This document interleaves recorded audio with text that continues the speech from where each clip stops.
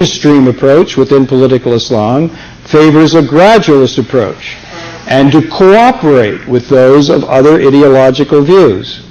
In Egypt, in 1984, some Muslim brothers were elected to parliament, and Islamists have been elected twice to the Jordanian parliament. The Islamic Salvation Front and An-Nahda in Tunisia favored an election strategy, but were banned by the nationalist elites when they demonstrated strong electoral support. In Egypt, partly under American pressure, Mubarak has engaged in an across-the-board campaign against all Islamists. While in Jordan, King Hussein has followed a strategy of co-optation and dialogue in order to provide a greater measure of experience in power and to isolate the extremists. Yasser Arafat appeared to be successfully following a similar strategy in Palestine until the assassination of the two extremist leaders by the Israelis and then the retaliation by an extremist minority. Similarly, the internal Hamas leadership favored participation in the recent Palestinian elections, but this was vetoed by the external leadership. Muslims who understand how small the revolutionary groups are, but how large they loom in Western media coverage, can only suggest that by this standard of reporting, Christianity ought to be judged by David Koresh or Judaism by Dr. Baruch Goldstein. There is a great deal of hypocrisy as well in this reporting of violence.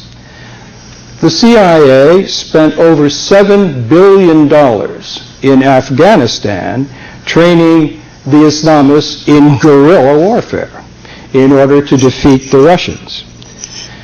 The veterans of that long and deep Afghan experience of violence are now found in Egypt, in Algeria, in Bosnia, in Pakistan, and in New York City, where they were critical parts of both the World Trade Center bombing and the alleged plot against the UN. But the judge ruled that the fact that many had been trained by the CIA in the earlier preparation for Afghanistan could not be introduced in evidence on national security grounds. So the tremendous hypocrisy here in the role that the United States provided in the training in violence of a significant segment of the Islamist community never comes up in the discussion. Many analysts have interpreted the rise of political Islam as a response to the failure of leadership by the westernized secular elites after independence was achieved from the former colonial rulers. Ghassan Salameh, professor of international relations at the Institut d'études politiques in Paris, has provided the following inventory. In most Muslim countries, decades of repression by nationalist, liberal, and Marxist leaders has left a wide open, depoliticized society, a political and intellectual vacuum that is now filled mostly by Islamic militants. Whether it was economic and social development, political participation, or success in foreign policy, the secular elites who have led most Muslim countries since independence have failed dramatically. Operation Desert Storm, which divided further an already deeply divided Arab and Muslim world, has left a legacy of further humiliation, even when few supported the regime or the policies of Saddam Hussein. It was the scale of the destruction visited on the people of Iraq. Today in Lebanon, I wrote this before the ceasefire, the Israelis, or yesterday in Lebanon, or this morning in Lebanon, the Israelis are adding further evidence that an Israel strongly backed by the United States believes only that coercion can establish an order with clear American and Israeli hegemony open only to those who accept their clear domination, military, economic, political, and cultural. This only adds to the vacuum of the present leadership. Arafat, King Hussein, Mubarak, and the Saudis have all been further delegitimized by the Israeli tactics of humiliating the Lebanese government and destroying its recent efforts at reconstruction after a long and cruel conflict. The ranks of the Islamists will have been strongly reinforced by Operation Grapes of Wrath. One important dimension of the success of the Islamists is in providing a wide measure of social welfare, health, emergency relief, schools, orphanages, community centers, to fill the vacuum of a failed state-based welfare efforts. This builds, of course, on the deep egalitarianism and social responsibility at the core of Islamic faith and practice, and provides strong legitimacy to their social programs. But one needs to take a look at the political content as well. What political Islam has done is to reverse Orientalism by using the same sharp we-they, self and other dichotomies in what might be called an Occidentalism of the Orient. Whatever the West is, Islam is not, and vice versa. But as John Esposito has pointed out in his valuable survey of the differences within Islamist experience across the vast Muslim world, the target is not usually the West itself, but those Muslims who have, in the view of the Islamists, been unduly influenced by Western secular values, by consumerism, and by not keeping their religious obligations. Much is directed at those official Muslim spokespersons who are too close to oppressive political regimes. The case of Egypt and the particular role of Al-Azhar figures very largely in this condemnation. In this sense, there are some interesting parallels among the new militant movements in the three Abrahamic faiths. Yaakov Ariel, professor of religion at the Hebrew University in Jerusalem, has provided a useful summary of the similarities rather than the usual emphasis on differences among these new political movements in the Abrahamic faiths. Their common target is secularism, to a consumer-oriented culture, and to materialism in the 20th century. These movements all have a distinctive view of scriptures. The text is seen as inerrant, and they reject all critical interpretations. They are literalists. In Islam and Judaism, which are strongly based on religious law, they close their ears to any idea of innovation. A leading Jewish Orthodox theologian, Rabbi Pressburg, challenging Reform Judaism, said that all innovations are forbidden by law. Secondly, these movements are all evangelists, even if among Jews and Christians, this means their evangelical efforts are directed to their own co-religionists. This is also true in Christianity, where those Christians who do not practice personal salvation are dismissed as non-Christian. In the view of these movements, all other human beings live in spiritual blindness. They are doomed forever unless they have seen the light. Those who understand the light, the singular message, have an obligation to spread it and to try to save those in spiritual darkness. They are against any idea of pluralism. There is only one way and only one school of correct interpretation of Scripture, religion, and law. Let me interject something here personally about this element of what I call cognitive rigidity. That these movements are not traditional, which simply meant dropping out of modern life, is strongly seen in the educational backgrounds of many adherents to these movements. They come disproportionately, they happen to be well educated, but they come disproportionately from engineering, from applied sciences, medicine, and particularly computer science. As some engineering students once said to me after an interfaculty course on the arms race which I gave, my approach was deeply disconcerting to them, as they are taught that everything is black or white, right or wrong, whereas all I saw was many shades of gray and ambiguous meanings. I was tempted to answer that psychology suggests that high tolerance for ambiguity is a mark of the mature mind, but that would miss the point. There are those, perhaps even more so in our strongly engineering-based societies, who have a need for clear rules and directions, for right and wrong, and that modern culture, with its relativism and uncertainties, clearly fails to provide this needed direction. These new militant movements provide not only inerrant scriptural authority, but new families and support in an age of loneliness and exaggerated individualism. Interestingly enough, the nationalists and the Marxists, the secular movements that dominated so much of the early period of independence, come from the law faculties, the humanities, and the social sciences, and almost never from engineering and computer science. Ariel picks up on this theme when he says these movements offer alternatives to the major cultural trends of modernity. They emphasize stability, security, solidarity, and community. Many people find it hard to face the harsh realities of modern life without some sense of order. Secular society cannot provide the rules and boundaries which some cannot do without. The sexual revolution did not bring much happiness, so the religious militants banned such freedoms. The bans are often what attracts new members. They work on the frustration and loneliness of the modern goal-oriented world of achievement.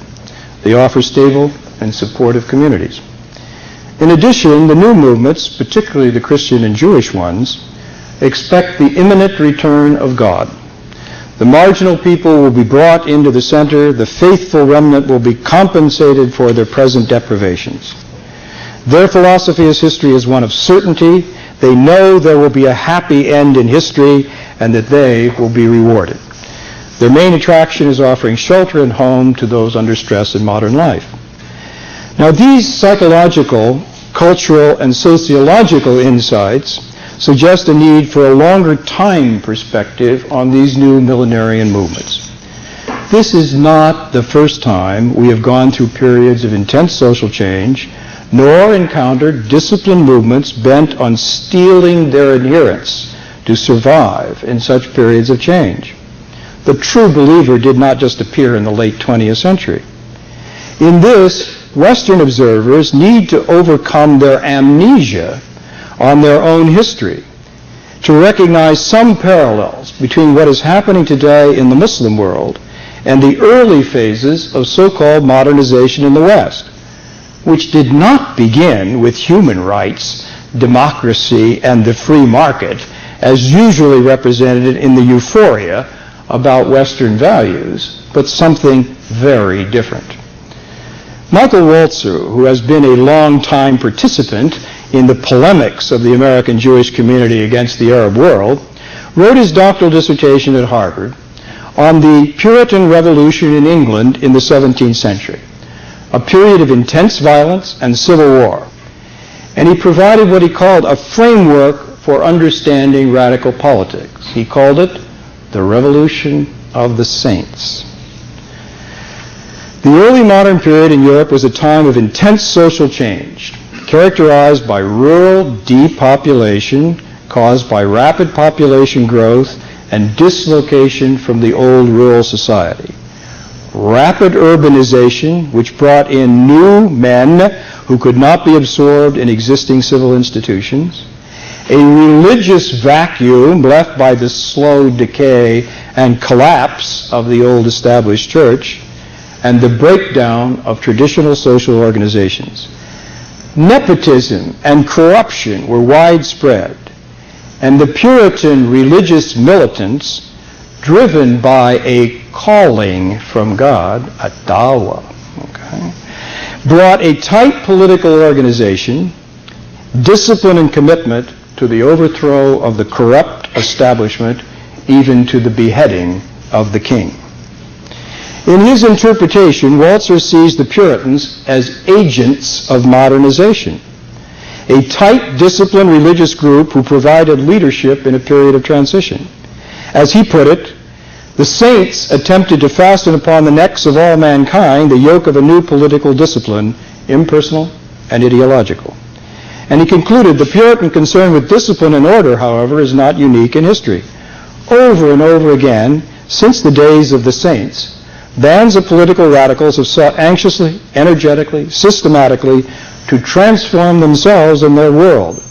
Though they appear in history as revolutionaries who destroy the old order and kill the king, the primary source of the saints' radical character lies in their response to the disorder of the transition period. They live much of their lives amidst the breakdown of that order, in hiding or in exile from it. He suggests a model of radical politics based on the history of the English Puritans, and suggests it fits the French Jacobins and the Russian Bolsheviks as well. Indeed, Cristiano, what Nader and I heard earlier on this campus, after his return from Afghanistan, described the Islamists there as religious Leninists. To continue with this model of Waltzer's, and look for the kinds of parallels you may or may not finding that maybe I'm reading too much into this, and I'd be happy to dispute it, but I was struck by this period of intense social change earlier and another transition as having some interesting echoes. Walzer continues that at a certain point in the transition from one or another form of traditional society, feudal, hierarchical, patriarchal, or corporate, to one or another form of modern society, there appears a band of strangers who view themselves as chosen men, saints, and the gender language here remains appropriate, saints, and who seek a new order of an impersonal ideological discipline. These men are marked off from their fellows by an extraordinary self-assurance and daring. The band of the chosen seeks and wins certainty and self-confidence by rigidly disciplining its members and teaching them to discipline themselves. The saints interpret their ability to endure this discipline as a sign of their virtue, and their virtue as a sign of God's grace. The band confronts the existing world as if in war. Men join the band by subscribing to a covenant which testifies to their faith. Their new commitment is formal, impersonal, and ideological. It requires that they abandon older loyalties not founded upon opinion and will, loyalties to family, guild, locality, to lord and king, to use the European example. This commitment is voluntary, based upon an act of will for which men can be trained. The commitment and zeal of prospective saints must be tested and proven. Within the band of the chosen, all men are equal. The activity of the band is purposive, pragmatic, and progressive. Politics is made into a kind of work to which the chosen are required to commit themselves for long periods of time. The violent attack upon customary procedures sets the saints free to experiment politically. The band of saints is a political movement aiming at social reconstruction. It is the saints who lead the final attack upon the old order, and their destructiveness is all the more total because they have a total view of the new world. But, he continues, it is only a movement of transition. Once security becomes again a habit, the zeal of the saints is no longer necessary, and they are turned aside. Once order is established, ordinary men are eager to desert the warfare of the world for some more moderate pursuit of virtue. One can see how this worked in the excesses of the Puritan, the French, and the Russian revolutions. One might even argue that a similar process may be taking place in today's Iran.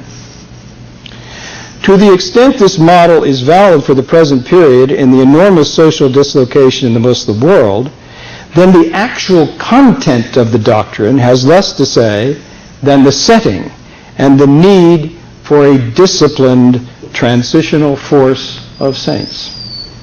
Certainly the success of the Islamists in Algeria, Egypt, or perhaps Saudi Arabia would shake the region to its core. But the model suggests that Western analysis might look less at the so-called fanatical religions, at the sacred rage of Islam, or its alleged anti-Western foundation, and look instead at Western history and experience earlier in the violent transitions in periods of intense social change. As I often say, Western civilization is the most violent civilization in human history. But you wouldn't know that reading most of the apologetics that now goes for the triumph of the West. Here let me introduce my own reservations. Does one have to believe in the inevitability of violent change? And of course, Walzer does not. He simply says this is one of the options that happened in these periods, but there's nothing inevitable about it. What else might be said about the content of Islam? what a leader of the Ottawa Muslim community wrote about the Iranian Revolution, Muhammad Azhar Ali Khan, well known to many in the audience. He wrote, "I wonder how history would have evolved instead of being cruel, unjust, and violent. The Iranian Revolution had followed the Islamic teachings of compassion, forgiveness, and love for all human beings after it took power in 1979. This defense of Islam as an answer to many of the contradictions of a secular modernity strikes very deep echoes in me as well. Contrary to those who see religion as a major source of conflict, although it certainly has been and can be, I take some heart from the current efforts to restore the long-missing Abrahamic faith in what should properly be called Judeo-Christian Muslim civilization. The values of the West are now defined almost entirely in terms of a secular enlightenment, of a technical rationality, of a rampant individualism which destroys community and promotes selfishness, materialism, and hedonism. 3 years ago, world religious leaders again took up the ecumenical challenge of a century ago and reconvened the Second World Parliament of Religions in 1993 in Chicago. The meeting that had been so denounced by Protestant fundamentalists in the early part of this century. After 2 years of work by more than 200 scholars and theologians from the world's major religion, they agreed on a document setting out their shared values in what they called Toward a Global Ethic, appropriate for the new era of globalization and interdependence. The main tenets were the following. There can be no new global order without a new global ethic. I'm quoting, our different religious and cultural traditions must not prevent our common involvement in opposing all forms of inhumanity and working for greater humaneness. A second, they said, a fundamental demand, every human being must be treated humanely. Then they set out what they called irrevocable directives. The commitment to a culture of nonviolence and respect for life. Leaders of 32 world religions put that down as their first shared value. Commitment to a culture of solidarity and a just economic order. Commitment to a culture of tolerance and a life of truthfulness, including this special paragraph. When representatives of religion stir up prejudice, hatred, and enmity toward those of different belief, or incite or legitimate religious wars, they deserve the condemnation of humankind and the loss of their adherents. The fourth directive, commitment to a culture of equal rights and partnership between men and women. We need, they said, mutual respect, partnership, and understanding instead of patriarchal domination and degradation, which are expressions of violence and engender counter-violence. I'm putting this forward because it's so counter to many of the prevailing interpretations of religion in terms of practice, as opposed to the theologian's statement about the core of these faiths. One of my own strongest objections to the content of a new militant Islamist, Christian, or Jewish movement is their reassertion of patriarchal values, but which are hardly confined there. A comment on the horrors of Operation Grapes of Wrath. What we are watching again is the killing of innocent women and children by macho generals and politicians, all to enhance their own egos and careers. A second line of criticism among the Islamists, on my part, is their attitude toward non-Muslim minorities. Instead of the tolerance which has long characterized Islamic's position toward Christianity and Judaism, many of the Islamists treat the other people of the book as pagans as well, justifying even violence against them. I was reading 2 years ago in an undergraduate class a passage on this from Sayyid Qutb. about the justification of violence against Jews and Christians. And as I read it,